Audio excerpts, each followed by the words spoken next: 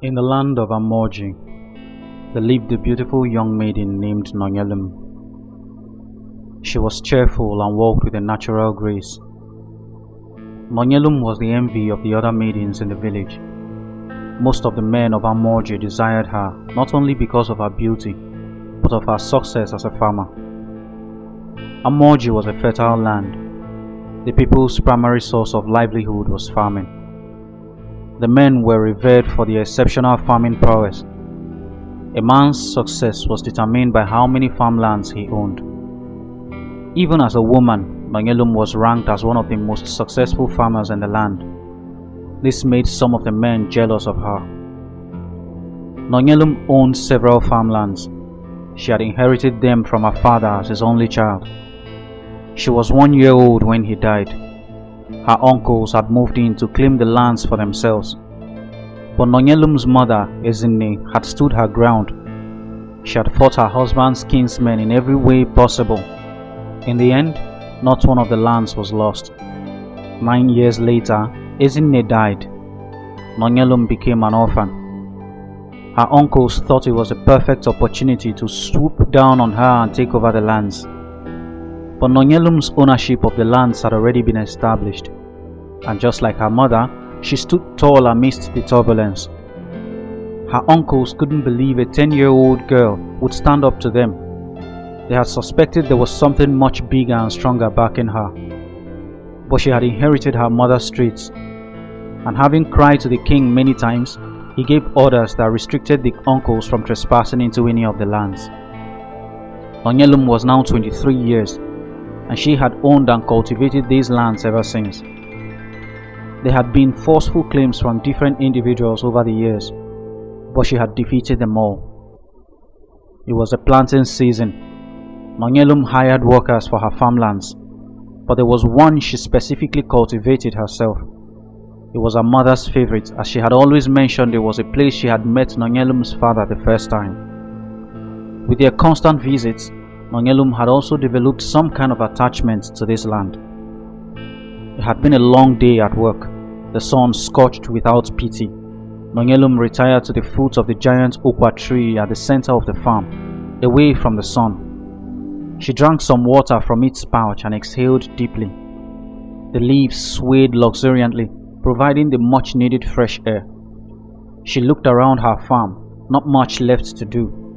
She hoped to finish her work before the next Eke, which was 3 days away. But then her eyes caught something in the thicket somewhere in the distance. It was right next to a baobab tree. It resembled a human foot the more carefully she looked at it, and that made her curious. She grabbed her hoe and walked toward the thicket. As she went closer, she noticed the other foot. They were those of a man. Nonyelum stopped and surveyed the surroundings. All she could see were trees, cassava stems, and other farm crops. In the distance was the sound of a snake rattling.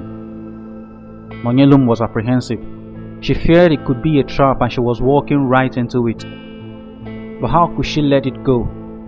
The man was in her farmland, and if he was dead, the villagers would hold her responsible. Nonyelum padded closer, her hoe poised in her hand. She would swing it at anything or anyone that dared attack her. Upon reaching the tree, Nonyelum discovered it was a young man. He had red and white linen frills tied to his wrists and ankles. Round his head was a piece of red cloth, and lying next to him was a spear. Nonyelum surmised he was a warrior. He had a wound on his belly like he had been stabbed. Nonyelum thought he must have lost a lot of blood, which had probably led to his death. But he didn't look like it. He didn't look like he was dead. She kicked his leg. He didn't move. She crouched beside him and placed her ear on his left chest. She withdrew after a few seconds. He wasn't dead yet. Nonyelum noticed the symbol on his chest. It was different from that found on the chest of the men of Amorji.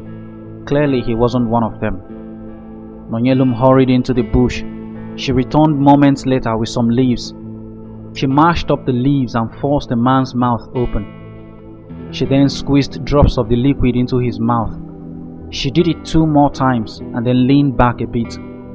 Now she applied pressure on his chest as if giving him a CPR. She pressed down on him again and again, finally forcing him to cough. Nonyelum placed the mash on the wound and ripped out a piece of cloth from her wrapper. She tied the mash to the wound, running the cloth round his belly. The man continued to cough and groan all the while. Perhaps out of frustration or pain, he tried to shuffle away from Nonye. But she reached out and said, "Your wounds are still fresh, so you have to stay calm." The man stared at her, and gradually the tension on his face lightened. He obviously realized she meant him no harm. "What's your name?" she asked. He was hesitant to speak, breathing heavily. He winced as he looked around, hoping Nonyelum was not a spy.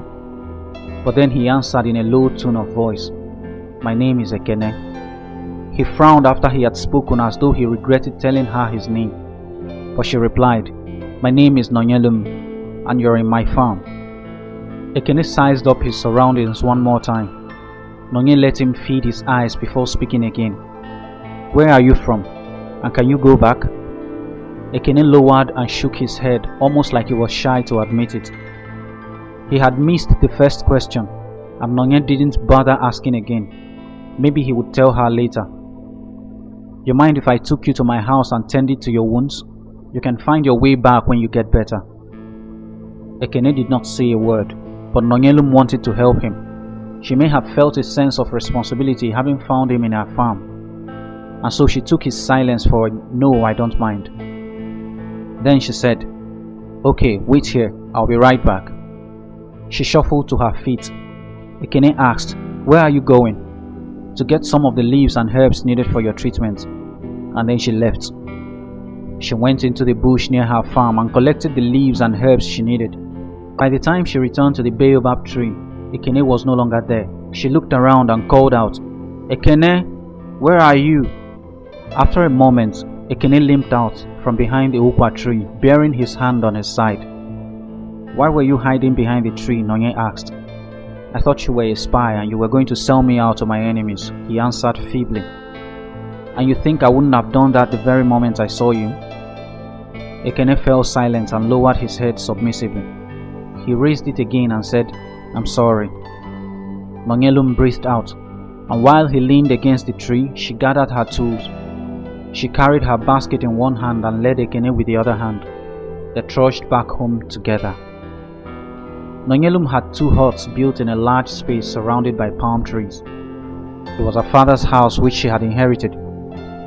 She swept the surroundings every morning before engaging in other activities of the day, and so it was always clean. She led Ekene into one of the huts and laid him gently on the bed, and then she dashed out to make the concoction he needed for his wounds.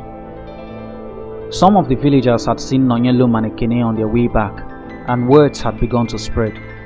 The villagers, especially the men who had made advances at Nonye, saw it as an opportunity to tell lies against her.